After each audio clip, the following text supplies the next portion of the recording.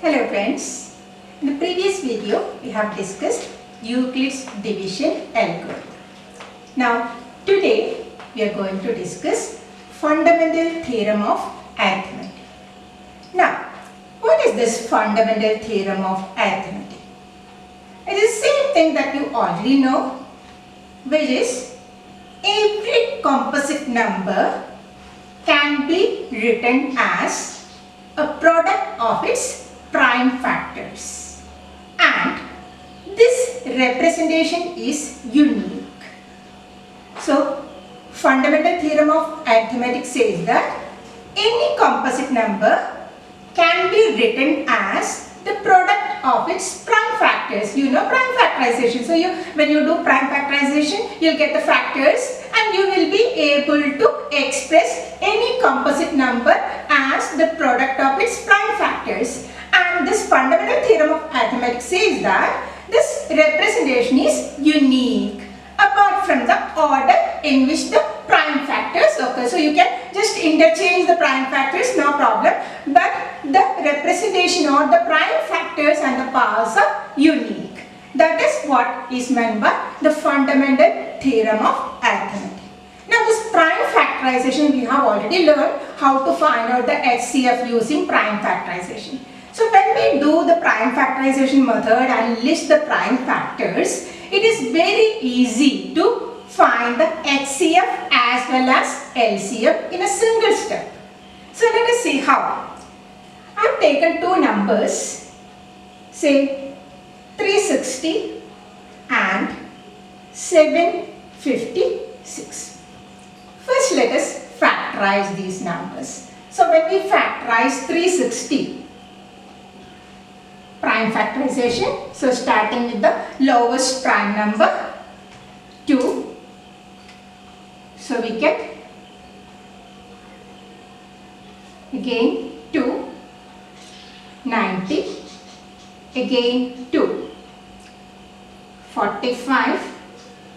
As we know, when we do prime factorization, we need to start with the lowest prime number, then the next and so on. Now this is not divisible by 2, so next prime number, that is 3, 15 times 3, 5 times 5, 1. So we got the factors as 360 is equal to 2 into 2 into 2, that is 2 to the power 3. 3 into 3, that means 3 to the power 2 and 5 to the power 1. Next, 756. 756. So starting with 2, 7s, 2,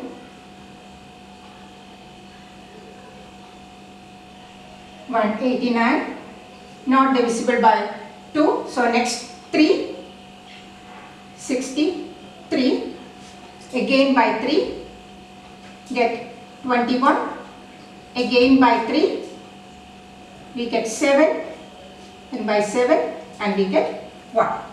So we can write 756 is equal to 2 into 2, that is 2 to the power 2.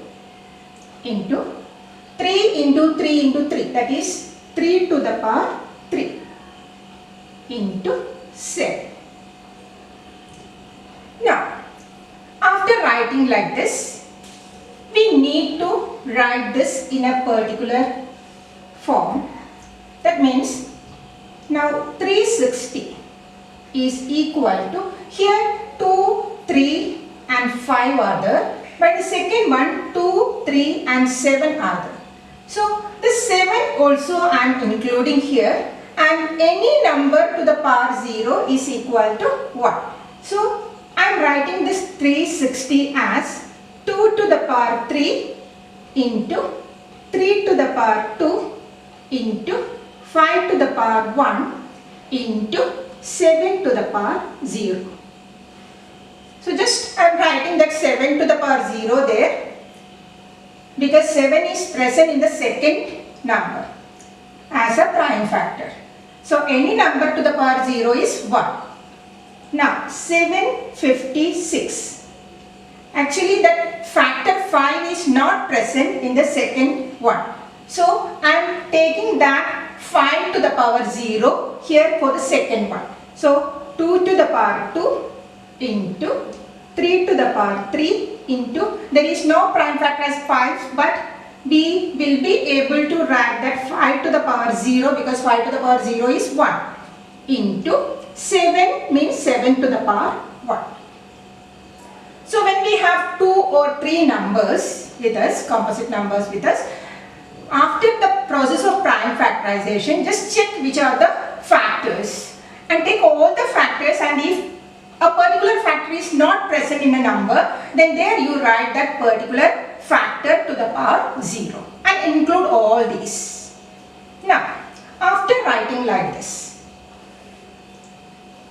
HCF, that means the highest common factor, HCF will be the product of all common prime factors to the power, the lowest power. So all the common factors you take and take the lowest powers and multiply them. So the common factors, because we have already listed everything, so 2, 3, 5 and 7. Now when we take the powers, just take here 3 and 2. So the lowest power is 2. So 2 to the power 2.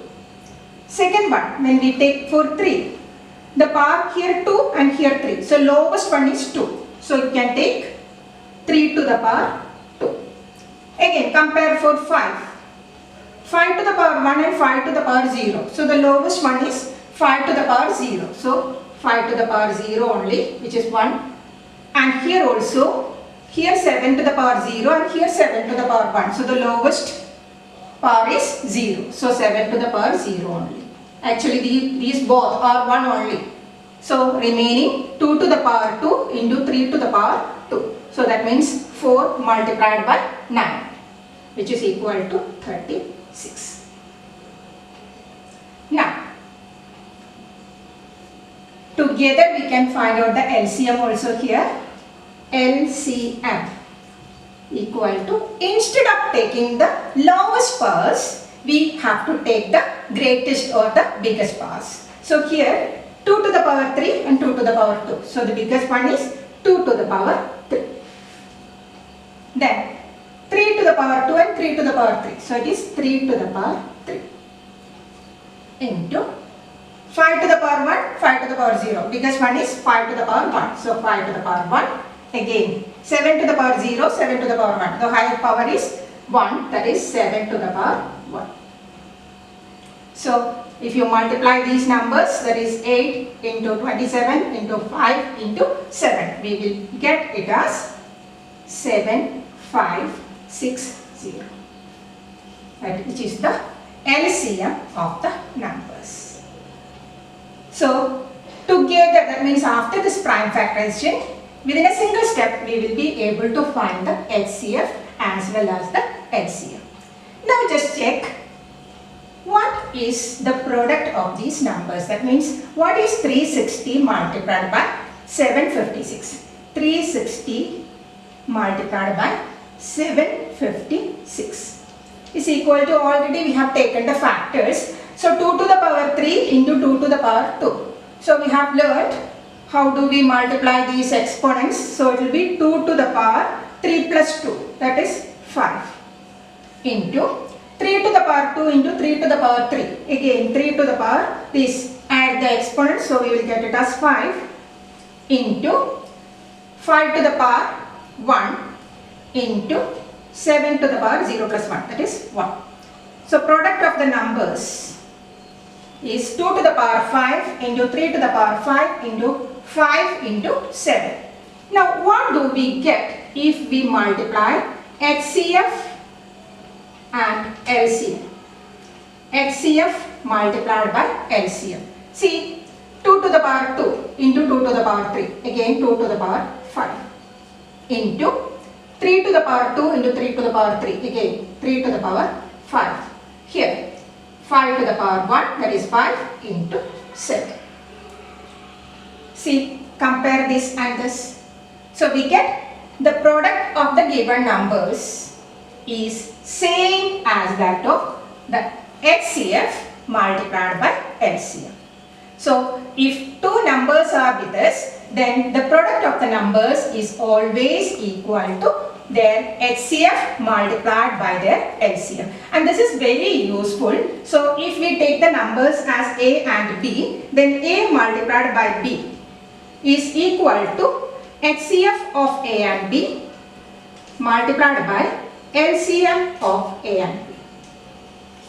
So if one number is unknown, suppose B is not given, then we will be able to calculate B as HCF multiplied by LCM whole divided by A. So if one of the numbers is given, their HCF and LCM both are given, then we will be able to find out the other one. Or any three out of these are given, we will be able to find out the fourth one using this formula. So hope it is clear for you. That's all in this one. Now in the next video, we will see theoretically how do we prove that a given number is irrational. Thank you.